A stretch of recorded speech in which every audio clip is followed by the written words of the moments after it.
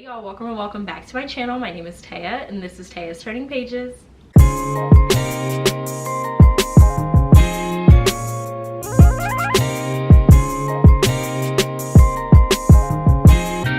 So by the title of today's video, you can tell that we're going to go over all of the thrillers that I'm looking forward to in 2023. And I feel like I have a great list here, you guys. I spent so much time on Goodreads trying to figure out which thrillers stuck out to me and which ones would interest me the most, and like I said, I just feel like I have a really great list here. Now obviously there's going to be more thrillers that come out in the new year that I don't even know about yet that I'm sure will be read in 2023, but for now these are the ones that I found currently shelved on Goodreads and I'm just the most excited for. So I have some of my favorite authors in here as well as some new authors to me. So with all of that out of the way, let's get started. So the first book that we have here that I'm looking forward to reading in 2023 is The Villa by Rachel Hawkins. So I actually know nothing about this except for the fact that Rachel Hawkins wrote it, and I knew I was going to want to add it to my TBR because I read Reckless Girls last year and I was one of the few that really enjoyed that story. I think I gave it a 4 out of 5 stars. It was camp, it was fun, and I was entertained all throughout. So when I saw that she was coming out with a new book in 2023, I knew I was going to have to read it. So right here the synopsis says, as kids, Emily and Chess were inseparable, but by their 30s, their bond has been strained by the demands of their adult lives. So when Chess suggests a girl's trip to Italy, Emily jumps at the chance to reconnect with her best friend. Villa Estas in Orvieto is a high-end holiday home now, but in 1974, it was known as Villa Rosato and rented for the summer by a notorious rock star, Noel Gordon. In an attempt to reignite his creative spark, Noel invites up-and-coming musician Pierce Sheldon to join him, as well as Pierce's girlfriend Mary and her stepsister Lara. But he also sets in motion a chain of events that leads to Mary writing one of the greatest horror novels of all time, Lara composing a platinum album, and ends in Pierce's brutal murder.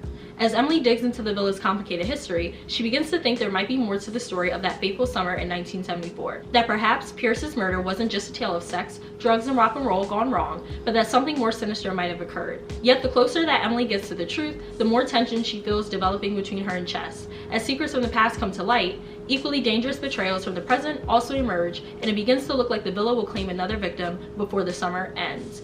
That just sounds like that's going to be so good. It reminds me of the Hacienda and Mexican Gothic in the sense of like, it feels like the villa might be its own character. So I wonder if there's going to be some paranormal elements involved. I know that Rachel Hawkins incorporated some of that in Reckless Girls. So I'm really excited to see how it's going to play out in this story. But either way, can't wait to get my hands on this one. And I hope I love it just as much as I loved Reckless Girls. The next book that I have here is Ghost 19 by Simone St. James. So I think this one is actually going to be a re-release. I'm not sure if Simone St. James published this independently and it's now being picked up by a publisher. I'm not 100% sure, but I do know that this book is already out, but like I said, it's being re-released in 2023. So I'm just gonna include it in this video because why not? But I am really looking forward to reading this one too. And this one is actually a short story. This story follows a woman who becomes obsessed with watching her neighbors and like people watching, and the house that she's in, she technically can't leave. And so she becomes, like I said, obsessed with like people watching, but also I'm assuming this house has something to do with that too. That's all I know about this. I really don't want to read the synopsis just because since the story is so short, I just don't want to spoil anything, you know, but that's the general consensus that I got when reading the quick blurb over here, and I'm really excited for it. If you watch my October wrap up, then you'll know that I do like Simone St. James. I actually read The Sundown Motel back in October and I gave that story I think a 4 out of 5 stars, and I really enjoyed it. I love the paranormal aspects of it as well as the social commentary, and so I'm hoping that this book follows that same pattern in terms of, you know, having the paranormal aspects of course, but also that commentary. So yes, can't wait to read this one. The next book that I have here is coming from one of my favorite authors that I discovered this year in 2022, and it is Just the Nicest Couple by Mary Kubica. So this story follows 2 couples, 2 close friends, and 1 missing husband. So this man named Jake Hayes, who is married to this woman named Lily, ends up going missing. And Lily is desperate, she's distraught, and she's trying to figure out what exactly happened to Jake. But unbeknownst to Lily, 2 of her and Jake's closest friends, Nina and Christian, have a secret to hide and definitely know more than they're letting on about Jake's disappearance, and Lily's going to stop at nothing to uncover the truth. This just sounds like this is going to be the quintessential domestic thriller, and I am here for that. I love Mary Kubica's writing style. I read Local Woman Missing earlier this year and I gave that story a 5 out of 5 stars. I still think about the twists and turns of that story to this day. So I do have high expectations for this one. I probably shouldn't, but I do, just because I loved that book so much. I'm hoping that this book gives me those same feelings, or at least it gets a high rating from me. The next book that I have here is How I'll Kill You by Ren DeStefano. Right here the synopsis says, Sissy has never had what most consider a normal life. While she's the more level-headed one in her family, her two serial killer sisters leave nothing but destruction in their wake. Now that she's arrived in Arizona, it's Sissy's turn to make a man fall in love with her and then kill him. Her target? Widower Edison. The problem? Sissy actually falls for Edison just as her restless sisters are reminding her that someone has to die. This just sounds like this is going to be so interesting. A family full of serial killers and they're all sisters. That is going to be really intense, but I'm here for it. I know that there is another book that is similar to this in that regard, My Sister the Serial Killer. So I can't wait to see how this story plays out. I'm really looking forward to the exploration of, you know, sisterhood and this toxic familial bond that they all have over killing, essentially. The next book that I have here is Stone Cold Fox by Rachel Collar Croft. That is a tongue twister.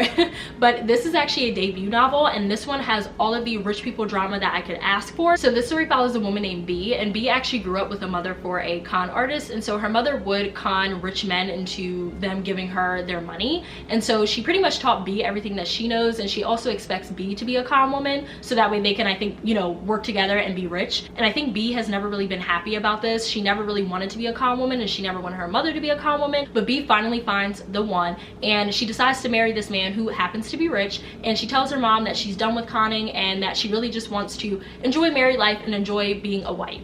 And her mother's not happy about this, so they do end up falling out and they don't speak to each other, I think, for some time. But as B is getting acclimated and settled in with her new husband and her new family, she starts to have issues with her husband's childhood best friend, and her name is Gail. And so you can tell that there's some competitiveness between the two and they don't like each other. But as time goes on, B starts to realize that there's something more sinister going on with Gail. There's a more darker reason as to why Gail doesn't like her, and so I think B has to tap back into her con woman ways in order to save herself and survive. So this does sound like an adult version of The Girls I've Been by Tess Sharp in a weird way. I haven't read that book, I actually unhauled it, but I know the premise and the plot for that story, and this just sounds like the grown-up adult version of it. I am actually looking forward to reading this one just because it has an element of a game, which I love in my thrillers. I love when there's a wicked or sinister game that our main character has to play in order to survive. The next book that I have here is The Writing Retreat by Julia Bartz. The plot meets Please Join Us in the psychological suspense debut about a young author at an exclusive writer's retreat that descends into a nightmare. So that just sounds like that's going to be right up my alley because we have that isolated mystery going on. But right here, the full synopsis says, Alex has all but given up on her dreams of becoming a published author when she receives a once-in-a-lifetime opportunity. Attend an exclusive month-long writing retreat at the estate of feminist horror writer Rosa Vallo. Even the knowledge that Ren, her former best friend and current rival, is attending doesn't dampen her excitement. But when the attendees arrive, Rosa drops a bombshell. They must all complete an entire novel from scratch during the next month, and the author of the best one will receive a life-changing 7-figure publishing deal. Determined to win this seemingly impossible contest, Alex buckles down and tries to ignore the strange happenings at the estate, including Rosa's erratic behavior, Ren's cruel mind games, and the alleged haunting of the mansion itself. But when one of the writers vanishes during a snowstorm, Alex realizes that something very sinister is afoot. With the clock running out, she's desperate to discover the truth and save herself. So yes, like I said, going back to my point, this has that isolated, snowy, claustrophobic feel that you get when you read these type of stories. I don't know, I might pre-order this one just because this is checking off a lot of boxes already. I usually don't pre-order that many books because it's like one of those things where I'll just get it when I get it. But I don't know, y'all, I might have to pre-order this one because this just sounds like it's going to be really good. The next book that I have here is A Twisted Love Story by Samantha Downing. So at least on Goodreads right now, this book doesn't have a cover and it only has 4 reviews, but it's sitting at a 4-star. So that speaks for something. So I know Samantha Downing is a popular thriller author. I've never read anything by her before, but I feel like this is probably going to be the first one that I do read from her. And if I end up liking it, then I will go through her catalog and read, you know, more of her books. But this one is really speaking to me. So what I've gathered from this story is that this follows a couple named Wes and Ivy, and Wes and Ivy are madly in love, but they do have a very toxic and tumultuous relationship because right here in the synopsis it says when it's good, and when it's bad. But there is something that is bonding both Ivy and Wes together, something really terrible and tragic that involves both of them that happened one night. And throughout the story, I think they both get caught up in this police investigation, and so you follow them throughout the story, and I guess you have to see if they end up turning on one another or if their relationship can withstand this police investigation and this crime that they committed, and the story takes off from there. I'm really looking forward to reading this one because we not only have a thriller and mysterious component, but we also have a romantic component as well. So I guess this would be a romantic suspense type of novel too, and I love those. So yeah, like I said, really looking forward to this. The next book that I have here is She Started It by Cian Gilbert. Sean Gilbert. I'm not really sure how to pronounce their name, so I'm so sorry if I mispronounce that, but this sounds like this is going to be really good. And I love the cover for this book. I love when there's a tropical or a beachy vibe on the cover because I love summer, so you know. But also thrillers that are set at a tropical resort always get me. So right here, the synopsis says, the party of a lifetime is nothing like what they expected. Annabelle, Esther, Tanya, and Chloe are best friends, or were, as children. Despite drifting apart in adulthood, shared secrets have kept them bonded for better or for worse. Then, one day, they receive a wholly unexpected, but not entirely unwelcome invite from another old friend. Poppy Greer has invited them all to her extravagant bachelorette party, a first-class plane ticket to 3 days of white sand, cocktails, and relaxation on a luxe private island in the Bahamas. Ooh. None of them have spoken to Poppy in years, but Poppy's Instagram pic shows that the girl they used to consider the weakest link in the group has definitely made good and made money. Curiosity gets the better of them. Besides, who can turn down a posh, all expenses is paid for vacation on a Caribbean island? The first-class flight and the island's accommodations are just as opulent as expected, even if the scenic island proves more remote than they anticipated. Quite remote, in fact, with no cell service and no other guests. The women quickly discover they've underestimated Poppy and each other. As their darkest secrets are revealed, the tropical adventure morphs into a terrifying nightmare. Yep, like I said, I don't have to say anything else. This is going to be added to my cart immediately. This might be another book that I have to pre-order just because it has all of the makings of a thriller that I know that I will love and enjoy. So hopefully I'm right. The second to last book that I have here is The Long Way Back by Nicole Bart. So before we get into the synopsis of this book, I just wanted to say that I love Nicole Bart. I actually really enjoy her writing style. She wrote one of my favorite thrillers of all time, which is called Everything We Didn't Say. Now, unfortunately, that book didn't get the best reviews from readers because I personally think that the book was mismarketed. It was marketed as a thriller, but I definitely think it should have been marketed as a mystery slash suspense novel. It's really reminiscent of Where the Crawdads Sing by Delia Owens. So if you enjoyed Where the Crawdads Sing, I think you'll enjoy Everything We Didn't Say because it was very reminiscent of that book with the mystery aspect as well as the beautiful and descriptive writing. So I just had to say that, and I had to plug that book as well as Nicole Bart because I just think that she deserves more recognition because her writing, like I said, is just absolutely beautiful. And I loved Everything We Didn't Say. I still think about that book to this day, and those characters still stick with me, and I just can't plug it enough. But going back to this book, this story follows an Instagram famous teenager who mysteriously disappeared, and her mother is trying to grapple with the revelation of her dark secrets and trying to figure out what happened to her daughter. So this does remind me of The Night She Disappeared by Lisa Jewell, and so I wonder if it is going to have that same vibe. Either way, I'm looking forward to this book, and if I can get an arc of this, I'm going to try, but if not, I'll definitely order it. That's no problem. I do wonder if Book of the Month is going to offer this book because that's how I discovered Nicole Bart and how I discovered Everything We Didn't Say, because they offer that as a Book of the Month selection. So I'm hoping they do the same for this book, but we'll see. And the last book that we have here is What Happened to Ruthy Ramirez by Claire Jimenez. So this one was a wild card for me because when I was looking up different thrillers that I was anticipating for 2023, this book never even crossed my radar, nor has this author. But when I read the synopsis for this book, I was immediately intrigued. So right here it says, the Ramirez women of Staten Island orbit around absence. When 13-year-old middle child Ruthy disappeared without a trace from the local bus stop, it left the family scarred and scrambling. One night, 12 years later, oldest sister Jessica spots a woman with Ruthy's distinctive birthmark on her TV in a trashy reality show called Catfight. She rushes to call her younger sister Nina.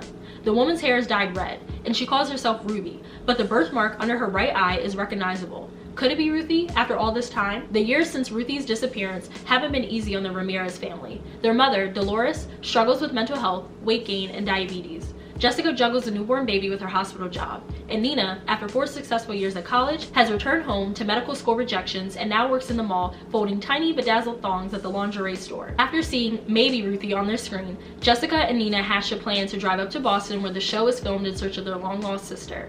When Dolores catches wind of their scheme, she insists on joining, along with her best friend Irene. What follows is a family road trip and reckoning that will force the Ramirez women to finally face the past and look toward a future with or without Ruthy in it. So this is classified and marketed as a thriller, but it's definitely genre bending because right here it does say it's also literary fiction mixed with humor, family, contemporary. So there are a lot of different elements that go into the story, but I do think at its core it is technically a thriller or at least a mystery. And so either way, I'm looking forward to it. And I was actually approved for an ARC for this book, so I'm so grateful and so excited. Thank you again to Grand Central Publishing for sending this book my way, but I can't wait to get to this one at some point in the new year. I'm thinking January. This might make it onto my January TBR, but we will see. I just feel like this is going going to be a really hard-hitting book. Even without the mystery and suspense aspect of it, I love the fact that this is going to focus on a family and the family dynamics. All right, y'all, and those are all of the thrillers that I'm looking forward to in 2023. Like I mentioned, I'm sure there will be more that I come across and that I will be adding to my never-ending TBR, but for now, these are the thrillers that have jumped out at me when I was looking on Goodreads the other night. So I'm hoping you were able to find some gems in this list and you were able to come across some thrillers that you didn't even know were coming out in 2023.